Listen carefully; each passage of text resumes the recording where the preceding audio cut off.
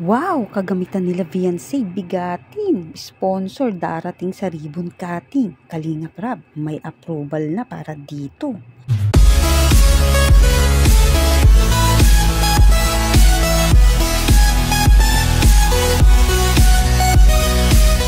Ano nga ba ang approval na ibig sabihin ni Kalingap Rab para kay Beyonce?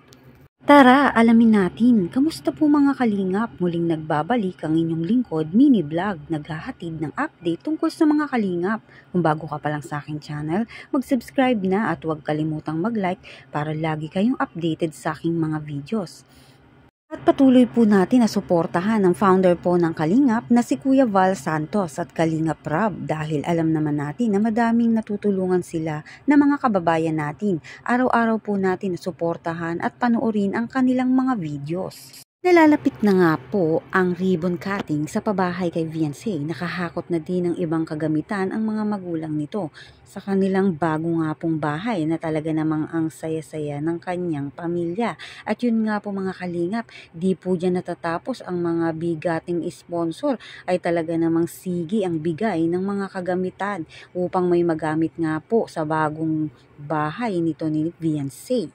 Ang mga dumating nga po, mga bagong kagamitan, gaya nga po ng TV, sala set na ratan na talaga namang bagay na bagay nga po doon sa labas ng pintuan nila Beyonce. At ito nga pong TV na talaga namang matutuwa ang mga kapatid ni Beyonce. Makakapanood sila na bigay nga po ng mga bigatin nating sponsor na talaga namang kahit anong mangyari ay kukumpletuhin talaga ang bahay nila Beyonce at hindi na nga nila iisipin pa kung bibili pa sila ng mga kagamitan dahil ang mga sponsor ay talaga namang todo suporta sa paglipat nga po ng pamilya ni Beyonce sa kanilang magiging bagong bahay.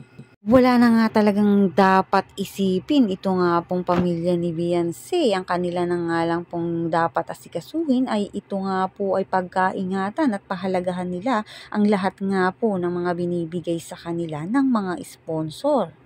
Dito naman po tayo mga kalingap, may approval na si Kalingap Rab kung nanaisin nga po ni Beyonce na mag-vlog ito dahil yun nga po, ayon nga kay Kalingap Rab, once na natapos na ang pabahay sa kanyang beneficiary ay hindi naman ibig sabihin ay hahayaan na ito.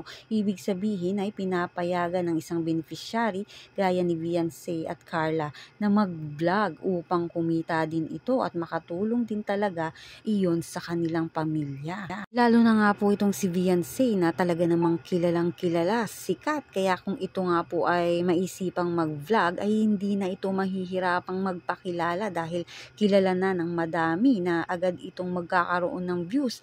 Mabilis itong mamomonetize mga kalingap. Kaya nga gaya nito ni Carla na talaga namang nagbablog na ang lalaki nga po ng views at sumasahod na at nakakatulong na din talaga sa kanyang mga magulang sa sarili nga rin niya pong pagsisikap. At hindi lang yan, si Beyonce kapag nag-vlog ay hindi lang sa nag-aaral siya, ay meron na rin din siyang kinikita habang nga po ito ay nag-aaral. Kaya talagang malaking tulong kung sakaling mang gawin ni Beyonce na mag-vlog.